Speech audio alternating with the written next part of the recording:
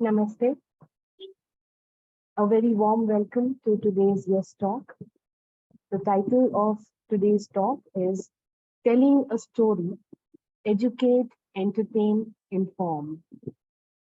Our guest speaker with us today is Mr. V. Anand. V. Anand is an independent learning consultant with almost 30 years of experience in developing learning content. He has developed and delivered content for a wide variety of audiences, covering various topics across several industries and geographies. While Anand uses storytelling as part of content development and delivery, he also indulges in telling stories to the young at heart. Welcome, Anand, sir. Thank you so much for joining us today. We look forward to a really very interesting session with you. Over to you, sir. Thank you. Thank you, Arunima. And thank you for Yes Talks to invite me for this session. And I would also like to do a slight reverse introduction because I do see that some of my regular cohorts are here, so they may not be completely aware of what's happening. So for those of you who are not aware, you may have seen YES stands for Yoga, Education and Spirituality. This is an initiative by Dr. Ramesh Bijlani, the elderly gentleman who's there with the blue curtain behind him. So he's a retired doctor from AIMS, and he is a believer in the Aurobindo system. So he's associated. This whole initiative is associated with the Aurobindo ashram. So Ramesh uncle is known to me as a personal family friend. So he got to know that I do stories. So he asked me to sort of take one session on the same. So that's basically what I'm going to do. And for all the people who come to Yes Talks regularly, I'm not, although I can talk, I've been a trainer, but today I'll not be talking.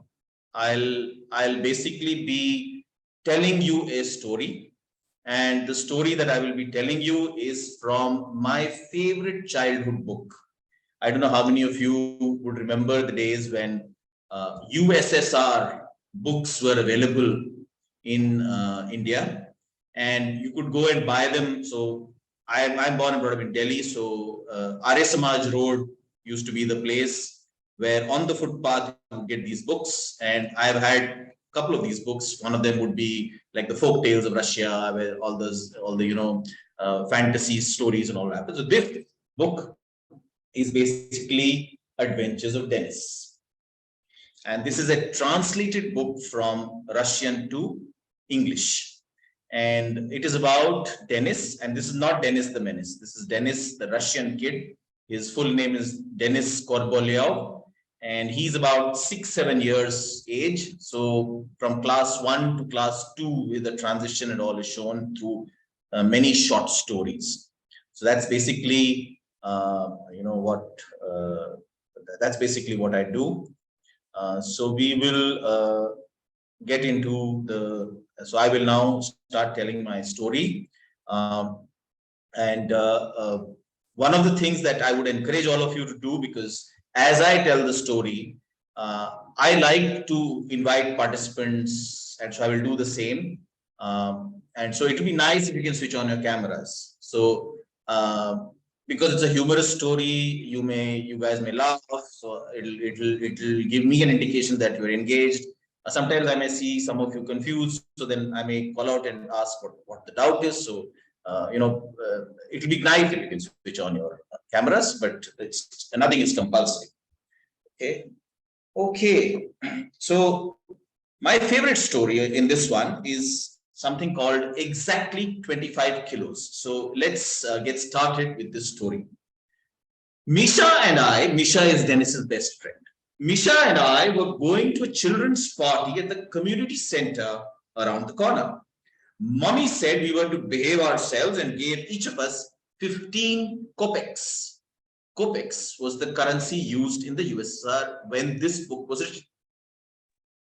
When we got there, there was a great rush in the cloakroom. So at this point in time, I will usually ask the children. So Anya, since you are there, you're the only child I can see. What is a cloakroom? Anya? A cloakroom is a room where people kept their coats and hats. Yeah, so that's not very common in India. So why did they need that? Something like that in the USSR? Because it was typically very cold and people would always walk around in big jackets and caps. And if you walk into the house with that, with all the central heating and all, everybody will be sweating. So it was very normal to get into a house or a place and there would be either a coat stand, a coat rack, or if you go to a commercial place like a movie theater and all, you could take off your coat and give it into the cloakroom. Okay. Very good. So we stood at the end of a line that was hardly moving. Suddenly, we heard music. It was coming from upstairs. We were in a terrible rush to get our coats checked in. A lot of other kids were just as nervous when the music started, and some of the littlest ones started crying. Why do you think they started crying? Anyone? Anyone want to give me an answer? Veer, would you like to unmute without showing your face? I know you're shy. And tell me, why were the little ones crying? Veer is not here, it's me. Oh, it's you. Veer's father is here. Okay. Tell me, you tell me, why do you think the small kids were crying? Arey, मैं miss हो गया. They were all afraid that they will miss all the fun because the music had started and our coats are not checked in yet. So they were afraid that they'd miss all the fun. Finally, after checking in, we finally ran up the steps, 2 steps at a time. It was really beautiful there. There were paper streamers strung under the ceiling from wall to wall and paper festoons. There were colored lanterns. A band was playing and actors in costume, with one blowing a bugle and the other playing a drum. Okay. So for all the late entrants, I'm reading the story exactly 25 kilos, and Dennis and Misha have entered a community center where there's some kind of a mela going on, some kind of a fete going on. Okay. Someone was dressed as a jester. There were crooked mirrors, and the door at the back of the hall had a sign on it that said amusements. What's that? I wondered. It's kind of a fun room, Misha said. He was right. There was an apple hanging on a string and you had to keep your hands in the back and try to bite it. But each time your mouth touched it, it would spin away so that you never could, which wasn't fair at all. So what I did was I steadied the apple with my hand twice and easily took a bite out of it, and then once again took another bite out of it, of course without touching it. I'm not a cheater. Then everybody laughed, and then the organizers said, "You had more than enough bites, please go on to some other game." Then there was a bow and rubber tipped arrows. Anyone who hit the bullseye won a prize. So Misha tried first. He kept aiming and aiming and aiming and aiming, and finally he let go of the bowstring and he missed the target altogether. "Oh, some shot," I said. "That's because it's my first arrow. They're only giving me 1 arrow. If they give me 5, I can practice. But they only gave me 1. You can't hit it like that. Come on. It's my turn. Watch me hit the bullseye." The man who was in charge of the bows and arrows said, "All right, let's see what a good shot you are." He went to fix the target because it was hanging crookedly. Anyone want to guess what happened? When Dennis tried, did he hit the bullseye? Did he miss it completely? Any ideas? Anyone want to guess? Any other children in the group who want to guess? No one? That's sad. Any of the young at heart want to guess? Okay, here's the fun. Listen to the fun. I was all set to shoot my arrow and was only waiting for him to move. My bow was taut. Taut means tight. It was strung. I was ready. And then, in my mind, I was telling myself, I'm going to hit the bullseye. I'm going to hit the bullseye. I'm going to hit the bullseye. All of a sudden, the arrow it hit the person smack on his rear end. Imagine he was trying to set the target and an arrow comes and hits his bumpsy. Can you imagine? How crazy. He spun around and said, put down the arrow. You're not shooting anymore. It was an accident, I said, but I left anyway, obviously. Who wants to continue after having shot him in the bum? This wasn't our lucky day. Nothing was going as per plan. Then I saw a beam scale and there was a line of kids. They were moving up quickly and everyone was shouting and laughing. Clown was in charge of things. What's all this about? I asked. Get in line! Get in line to be ready. You weigh exactly 25 kilos. You will get a year subscription of Mursilka. Mursilka was a famous Russian magazine. So obviously, Dennis wanted the magazine. Hey, come on, Misha, let's get in line. I said to, where's Misha? Misha had disappeared. I decided to get in line anyway. What if I weighed exactly 25 kilos? I would get a magazine subscription for a full year. That would be fantastic, wouldn't it? The line kept moving up and the clown kept sliding the scale, weights back and forth, talking all the time. And you have an extra kilo. Don't eat so much candy. Click, click, click, click. And you, my dear young man, you aren't a very good eater. You only weigh 19 kilos. Eat more and come back next year. Click, click, click, click. So, as you noticed, I also try and do voices. This also keeps the people engaged. And sometimes when you are reading a story, you then don't even have to introduce who's saying what, because you can make different voices. The other thing that I wanted to do, and I know that a majority of people here do understand Hindi. The story will be mostly in English, but this book was also translated in Hindi. So I'm just going to read out some dialogues that I just did from English to Hindi, and you will see how that also brings up a different flavor of this whole thing. So I'm going to do the clown in Hindi.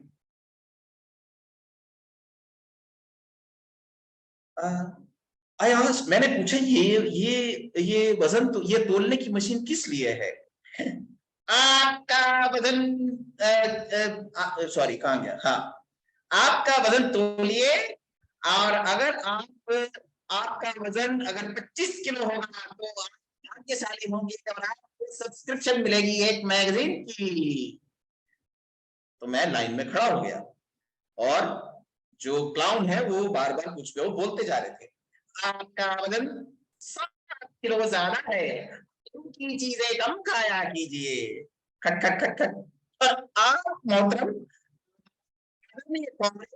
अभी आप बहुत कम खिचड़ी खाते हैं, इसलिए आप मुश्किल से 19 kilo का वजन तक पहुंच पा रहे हैं। अगले साल आइएगा ठीक ठाक से खाना खाने के बाद। खट खट खट खट।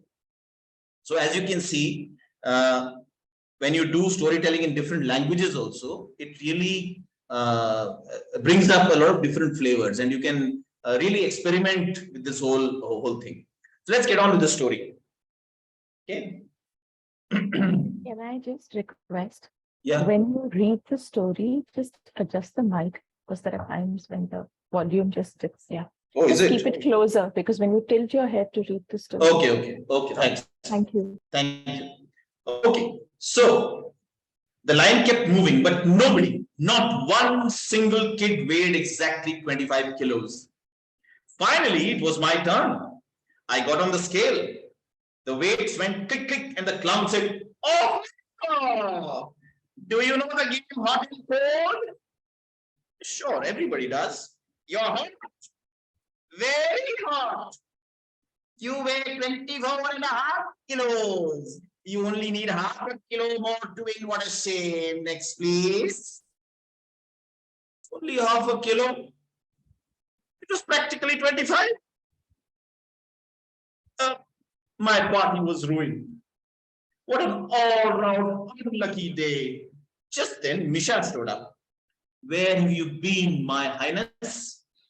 Drinking soda? That's fine. Here I am killing myself trying to get a subscription of Mursilka for the two of us, and you are there drinking your soda. What is this about? Stand in line. If you are 25 kilos, you will get Mursilka subscription. So I'm going to try now, Misha said, and he stood on the scale. And imagine what happened. You think he will weigh 25 exactly? Any ideas? Lodhaji is saying no. So very good. He's shaking his head, so I'll take that as a no, and Lodhaji is right. A little over the edge. It is 25.5 kilos. You will have to lose half a kilo next, please. Misha got down and said to me, I shouldn't have had all that soda. What's that got to do with it? I had a whole bottle. Understand? No, I don't understand. Don't you know how much soda there is in a full bottle? How much? There is half a liter of soda in the full bottle. So what? So nothing. Half a liter of soda weighs exactly half a kilo. If I hadn't had the soda, I would have weighed exactly 25 kilos. You would? Yes, I would. It's a great idea. You know what? We want the subscription. How come? All I have to do is drink a full bottle of soda because I weigh 24.5 kilos. We ran and bought a bottle of soda. Is there always exactly half a liter of soda in every bottle? Misha asked the shopkeeper. Said the woman. I carried the bottle over to the table and sat down.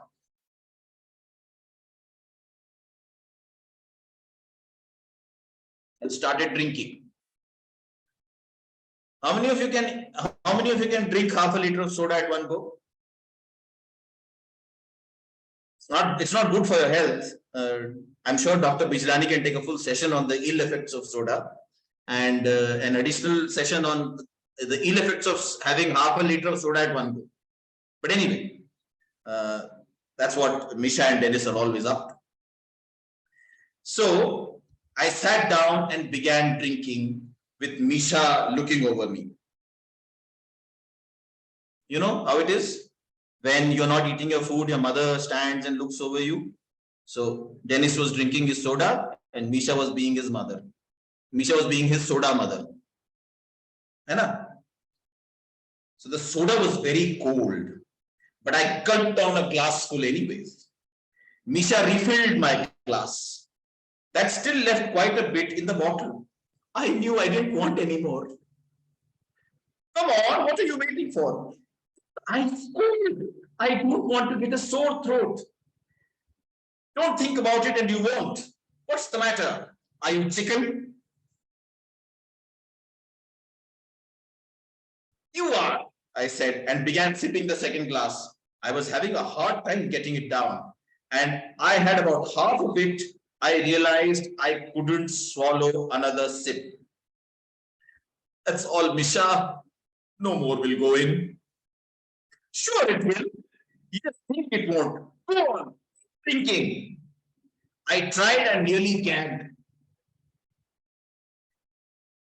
What are you sprawled all over the table? Stand up. If you stand up, more will fit in. Misha's expert advice to me. I stood up. He was right. I somehow managed to pour the rest of the glass down my throat.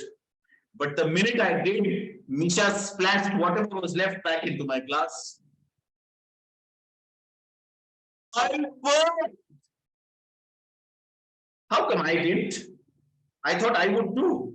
Come on, you got to do it. I had half a liter. Nothing will happen to you. If I burst, you will be responsible, Misha. All right, I take full responsibility. Go on, drink it. I started sipping again and finally drank it all. It was really a miracle, but I couldn't talk because the soda filled all of my insides, all of my throat, and some of it in my mouth and some trickling out of my nose.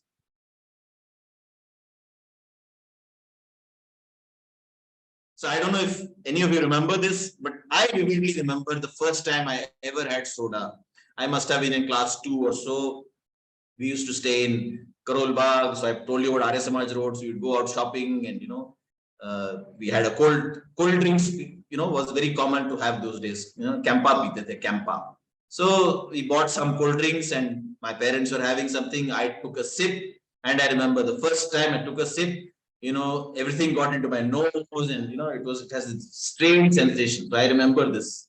So this thing coming out of my nose is like, I can vividly imagine it. Okay, so I made it back to the scale. The clown didn't recognize me. The weights went click, click, click, and he suddenly shouted loud enough for everyone to hear. Everybody, here he is. He weighs exactly 25 kilos. The boy has just won a year's subscription to Murzilka. I'm filling the subscription form right now. Let's give him a hand. Here, this is the photo of Dennis standing on the weighing scale.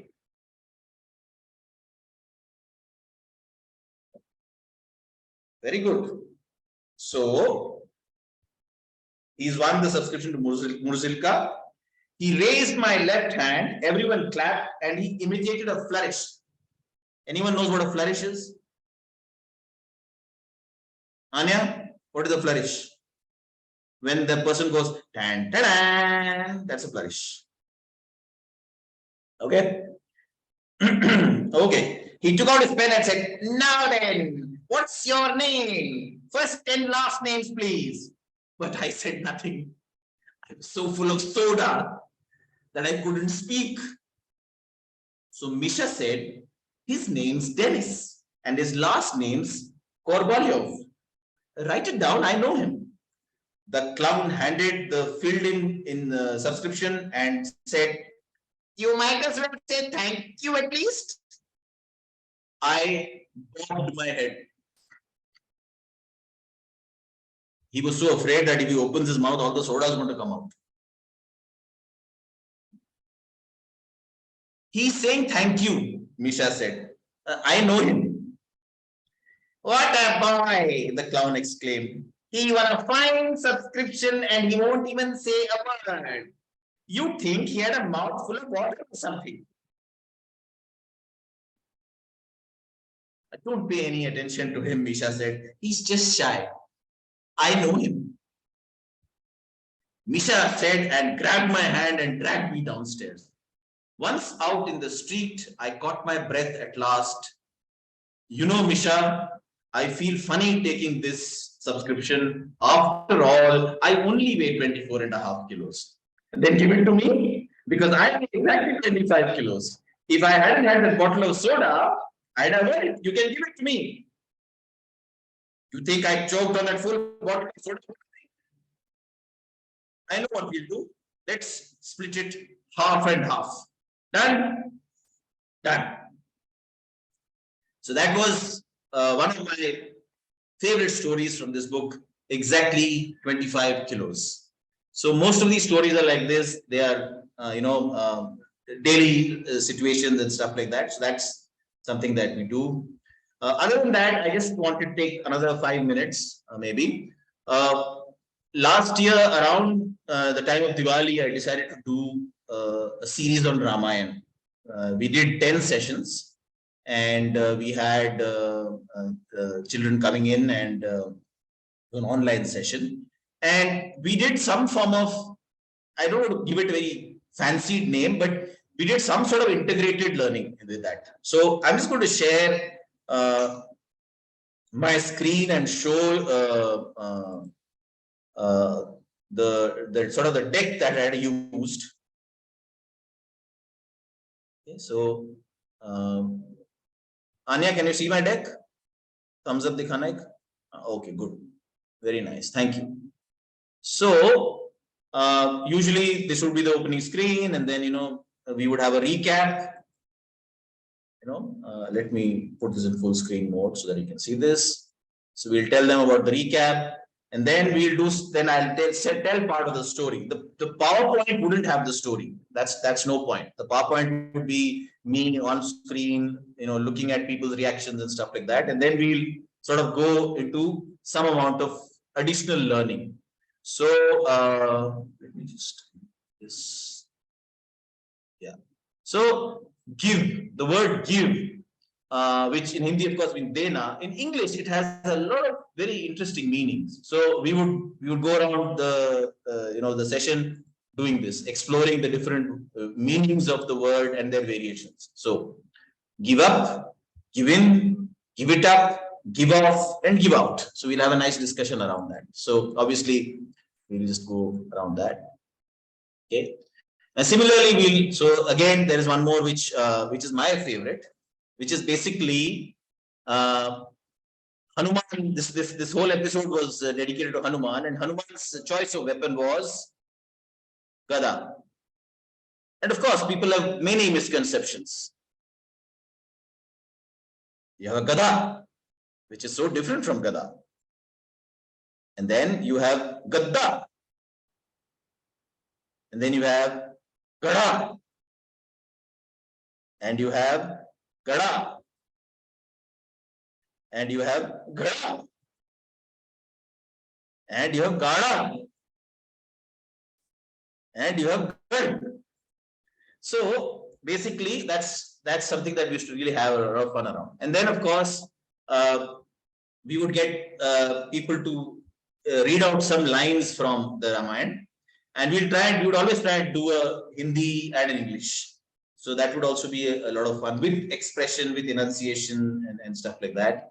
And that would be a lot of fun. And the other thing was we would have some parallel activity which would be very simple. Like for example, this was like sort of homework. So they would be asked to draw some figures and bring back, and I would usually give them a very simple reference point because not all of them are brilliant artists. And the last slide usually would be homework that involved family. And the kids really enjoyed a lot. So you have to ask your mom and dad something or the other. So in this episode, I had asked them to ask mom and dad what their favorite Hanuman story was. So that way, what happens is that they sort of see a very different perspective of their family. So that also sort of happens. Okay. Okay. Now go back.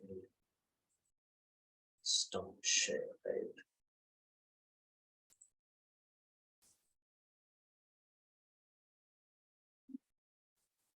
Where stop share? Oh, there it is. It's been some time. So that's basically what I sort of indulge in, and that's basically what I had to present. Happy to take any questions, clarifications, feedback, comments, anything. Would be very happy to take. Thank you so much, Anand sir. It was really beautiful, very interesting. And you pointed out some aspects of storytelling as well, reciting a story. It was beautiful. It's beautiful. Thank you. Participants, if anyone has a question or anyone wants to share something, please go ahead. You can put it up in the chat box or unmute yourself, raise the hand and unmute yourself. Please go ahead.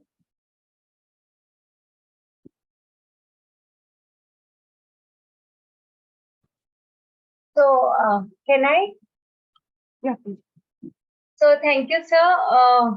Priya Gupta this side. And although I got a little late, but I really enjoyed the way you were, sharing the story. It was so engaging. And it made me feel like a child one more time. I was glued, and it reminded me of my Campocola days. And it was really nice. And it also gave me an insight as to how we can kind of duplicate it in front of small children, and especially in relation to Ramayan that you shared. That was really a very good insight.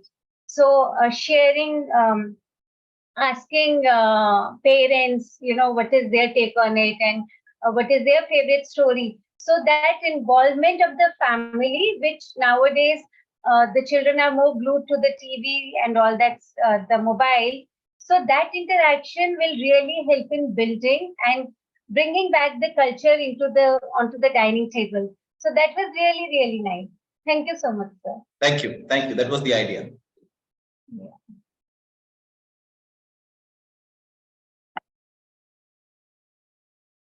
Thank you, Mr. Srinivasan.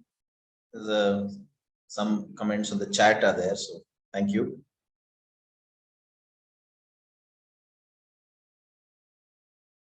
Dr. Bislani, I request you to share your views and thoughts. Thank you, Anand. That was indeed a very enjoyable session, even at my age, um, and reminded me of the books from USSR. You bought them from Arya Samaj Road. I used to buy them generally from Ajmal Khan Road, not too far from Arya Samaj Road. And the attraction of those books was at least threefold. Firstly, those days we had very little of indigenous literature for children. Yes. Secondly, these books were very low priced.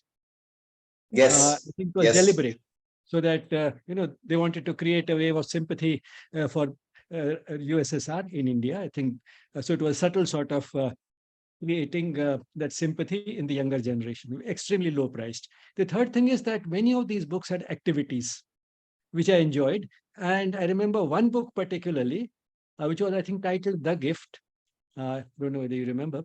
Now, in this book, there were two sort of episodes, in one of which the children were going in a train.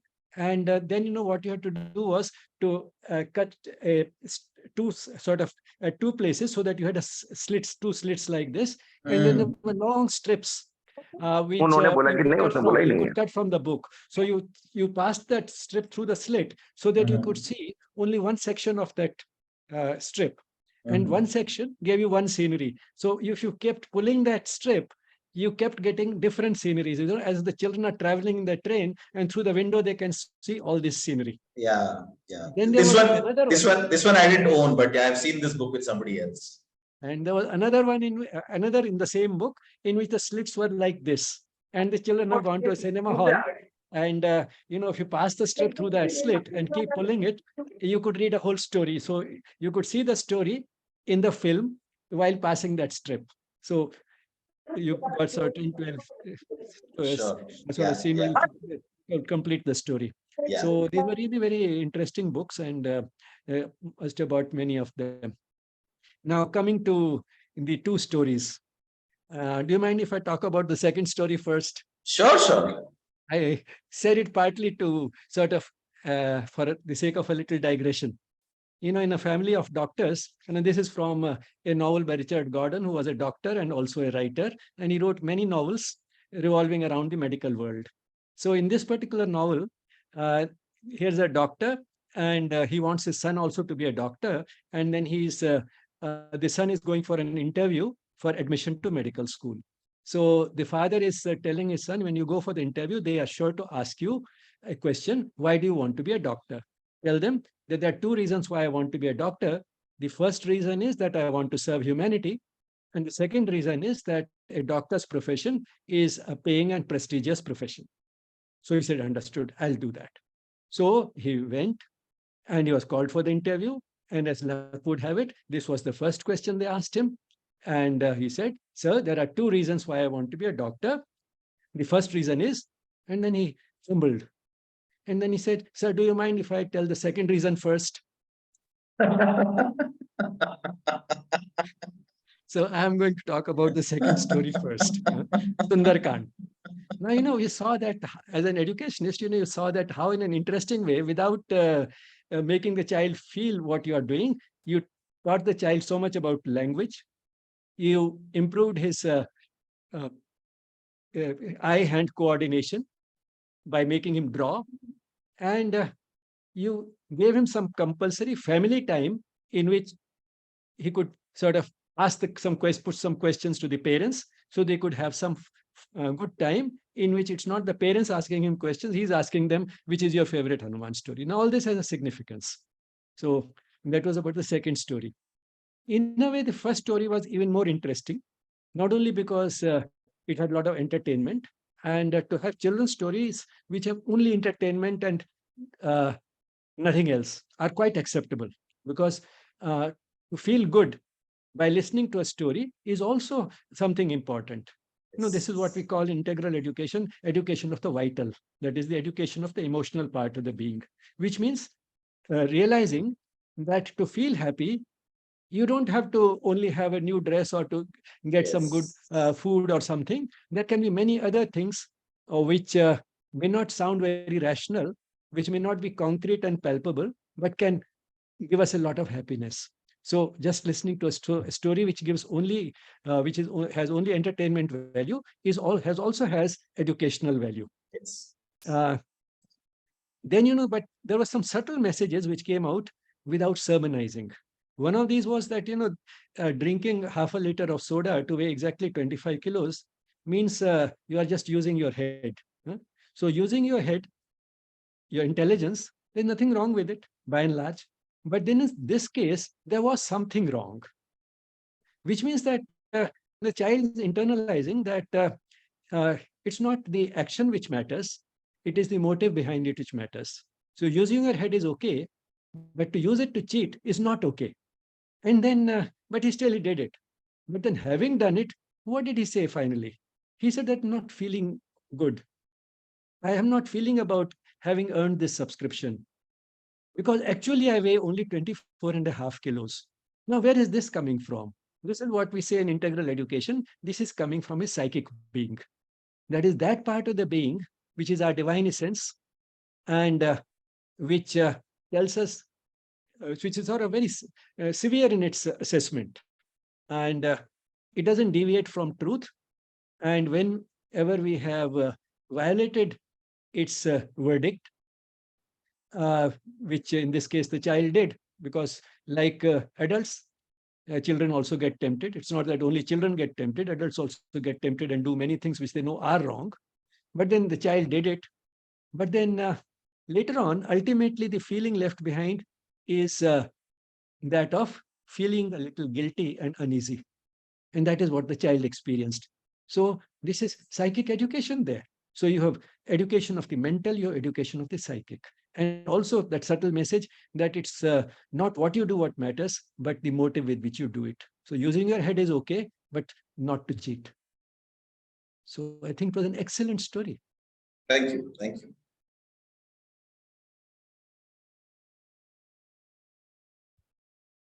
Thank you so much, sir. Thank you. So we do have some very nice comments and appreciation in the chat box. Anand, sir, you have read already. Everyone enjoyed the engaging and enjoyable storytelling. Yeah. Even I enjoy telling stories, so that's something quite mutual. I'm very happy that people took out time. I think at least for those who are in the Delhi NCR region, I think the rain helped. Some of them are stuck at home, so they maybe joined out of compulsion, but I'm happy that they enjoyed themselves. So we have I can see Priya raising her hand. Maybe she wants to say something. Yes, Bhaiya, thank you so much for sharing your perspective about both the stories. And today, sitting here, it made me realize how, I mean, we hear stories all the time, but I could never, ever in my life see the deeper meaning like you have just shared. So this is a huge, huge learning for me. And it makes me feel like going back to my childhood and reading each and every story, and then, thinking in terms of bringing out the deeper meaning on the, like it's really very beautiful. Thank you, Bhaiya. Thank you, Bhaiya. Yes, I mean, that is in the ideal way in which education should be imparted, as far as possible through stories, particularly for younger children. And the message is built in. The writer knows it, the storyteller knows it, but you don't spell it out. You let the child deduce it and internalize it. So there's no sermonizing there. Those days you tell the whole story and then say, what is the moral of the story? That doesn't work. That those days are gone. Yeah, Anand, it was really, I mean, nice. I mean, it fits in beautifully in our overall canvas of yoga education and spirituality. And we look forward to many more such sessions from you, such sessions and another type of sessions. I know you have many talents. So whatever you will do, I'm sure will be of great benefit to all sure, those who watch. And sure. we'll sort of fulfill that broader vision that we have in this project of raising the consciousness of the human race. That is something which Sure. we never forget. Sure. Thank you. Thank you, sir. Thank you. Thanks again, Anand, sir, for a beautiful session and for sharing your valuable time with us. I thank the participants as well for being with us today. We can close today's session with a moment of peaceful silence. Thank you.